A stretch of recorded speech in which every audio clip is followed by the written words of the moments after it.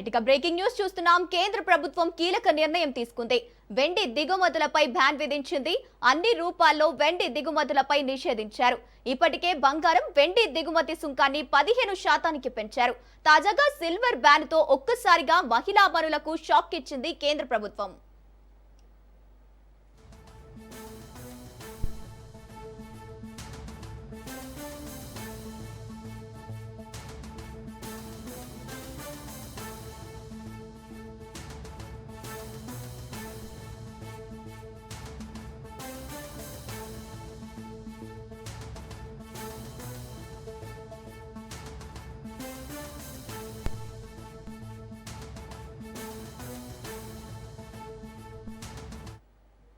Right, ఇక కేంద్ర ప్రభుత్వం అయితే కీలక నిర్ణయం తీసుకుంది. వెండి దిగుమతులపై బ్యాన్ విధించింది.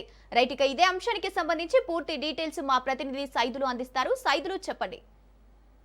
గంగోత్రి, కేంద్ర ప్రభుత్వం కీలక నిర్ణయం తీసుకుంది. వెండి దిగుమతులను బ్యాన్ చేస్తూ సంచలనమైనటువంటి నిర్ణయం కొద్దిసేపటి క్రితమే తీసుకుని అధికారిక ప్రకటన చేసింది. సో గత కొన్ని రోజుల నుంచి గోల్డ్, వెండి కొనొద్దని స్వయంగా ప్రధాని నరేంద్ర మోడీ చెప్పడం జరిగింది హైదరాబాద్ పర్యటనలో భాగంగా.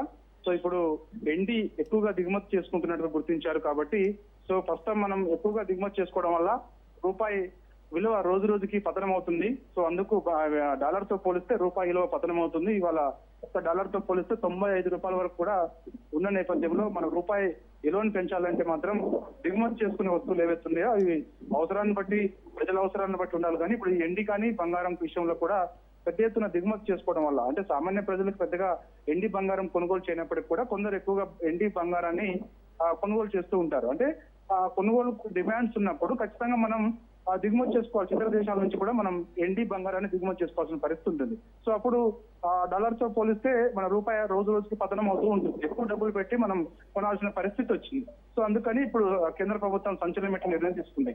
సంచలనమైన నిర్ణయం తీసుకోవడం గల కారణం కూడా ఉంది. దానికి కారణం ఏంటంటే పశ్చిమాసియాలో పరిస్థితులు ఆ విధంగా ఉన్నాయి, ఉద్రిక్త పరిస్థితులు ఉన్నాయి. సో ఈ మధ్య కాలంలో చూసాం, మనం ఈ రోజు మధ్యాహ్నం కూడా చూసాం, పశ్చిమాసియాలో మరోసారి టెన్షన్ వాతావరణం నెలకొనే అవకాశం ఉందని చెప్పేసి.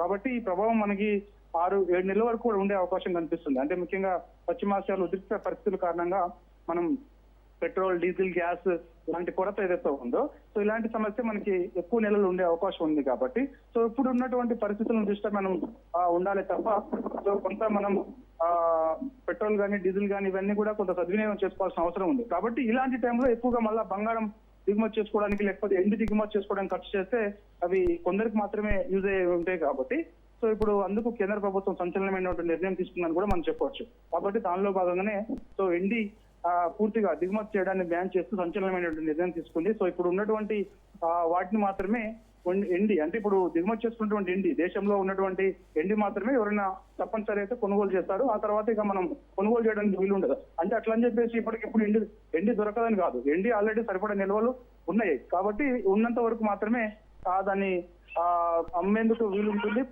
కొనుగోలు ఇష్టంగా కొనుక్కోవాలని ఇంట్రెస్ట్ ఉన్న వాళ్ళు కొనుక్కుంటారు. కానీ ఇప్పుడు మాత్రం సో కేంద్ర ప్రభుత్వం తీసుకున్న నిర్ణయం ఏదైతే ఉందో మాత్రం అది మాత్రం దేశవ్యాప్తంగా చర్చనీయాంశంగా మారింది. అంటే ఎండి విషయంలో బ్యాన్ చేసుకున్నారు కాబట్టి, బ్యాన్ చేస్తూ దిగుమతి చేసుకోవడంలో బ్యాన్ చేశారు కాబట్టి రేపు బంగారాన్ని కూడా చేసే అవకాశం ఉంటుందని చెప్పేసి కూడా మనకి వార్తలు వస్తున్నాయి. సో అలాంటి పరిస్థితి ఉందని చెప్పేసి కూడా అంటున్నారు. కాబట్టి ఖచ్చితంగా రేపటి రోజుల్లో కూడా బంగారాన్ని అవసరమైతే దిగుమతి చేసేందుకు కూడా బ్యాన్ చేసే అవకాశం అయితే ఉంది. సో ఏదేమైనా గంగోత్రి, సంచలనమైనటువంటి నిర్ణయం మాత్రం కేంద్ర ప్రభుత్వం తీసుకుంది. కొద్దిసేపటి క్రితమే ఎండి దిగుమతులు బ్యాన్ చేస్తూ ప్రకటన చేస్తూ ఉత్తర్వులు జారీ చేసింది.